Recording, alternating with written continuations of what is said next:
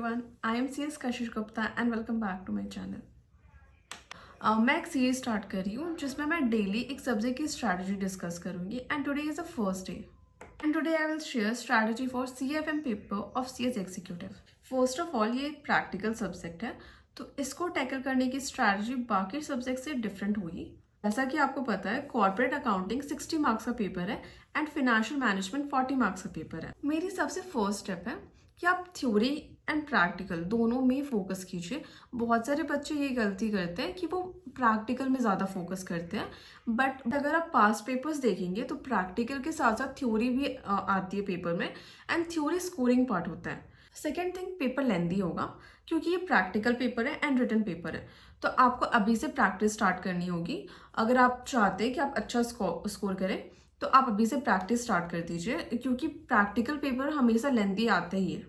Now paper को approach कैसे करना है? सबसे फर्स्ट थिंग, आप पेपर को 3 कैटेगरी में डिवाइड कीजिएगा। जब आपको फर्स्ट का 15 मिनट्स मिलता है उसमें इजी, मीडियम एंड टफ। अगर आप ये अच्छे से कैटेगराइज कर पाए फर्स्ट 15 मिनट में तो आपका पेपर बहुत स्मूथली निकल जाएगा।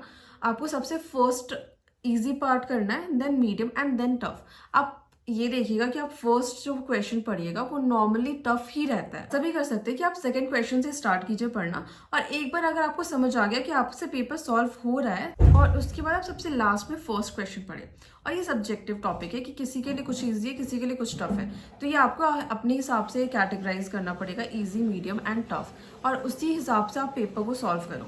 एंड सबसे मोस्ट इंपॉर्टेंट थिंग, आपको ये देखना होगा कि लेंदी क्वेश्चंस कौन कौन से। अगर आप ये आइडेंटिफाई कर लिए तो उसके बाद आपका पेपर बहुत अच्छे से सॉल्व हो जाएगा, क्योंकि अगर आप लेंदी पार्ट फर्स्ट में सॉल्व करना स्टार्ट कर दिए तो आपका पेपर वहीं पर खराब होना स्टार्ट हो जाएगा, क्योंकि उसमें टाइम बहुत ज़्यादा चल जाएगा और आपका पेपर कंप्लीट ही नहीं होगा। तो आपको ये आइडेंटिफाई करना है कि लेंदी क्वेश्चन कौन सा है और वो एकदम लास्ट में सॉल्व करें।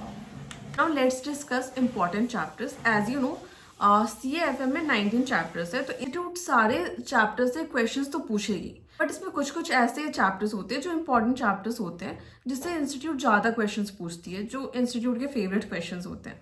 So let's discuss important chapters of CA। First is accounting of share capital, ये बहुत इंपॉर्टेंट चैप्टर है। Second, consolidation. Third, cash flow.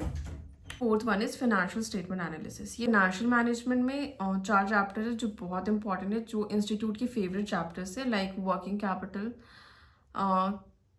Capital budgeting, cost of capital. Cost of capital is I think one of the favourite topic of the institute, and capital structure. ये theory, इससे ज़्यादा question आते हैं। And FM का सबसे important चीज़ ये formula based है, तो आपको सबसे मेन चीज़, आपको फॉर्मूला बहुत अच्छे से याद होनी चाहिए। तो आप एक ये काम कर सकते हो कि आप एक पेपर लो, उसमें सारे फॉर्मूलाज लिख लो और जहाँ आप पढ़ते हो वहाँ पर उसको पेस्ट कर लो।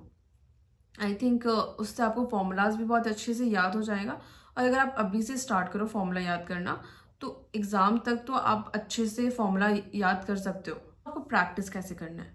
सबसे फर्स्ट, आप मॉड्यूल से जो इलस्ट्रेशंस होते हैं वो प्रैक्टिस करो।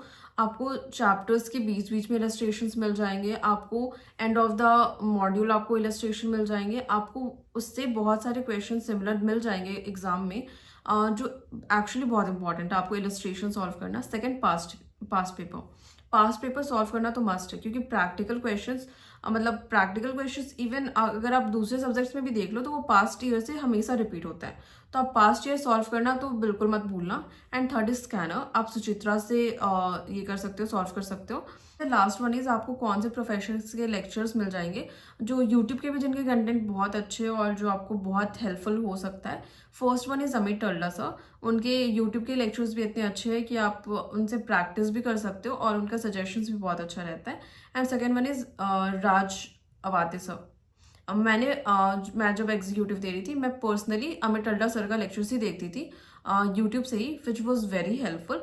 मैंने खुद 75 स्कोर किया FM में, so you can go and watch. मतलब मेरे हिसाब से Amit Talla sir was the best. Thank you, that's all for the day.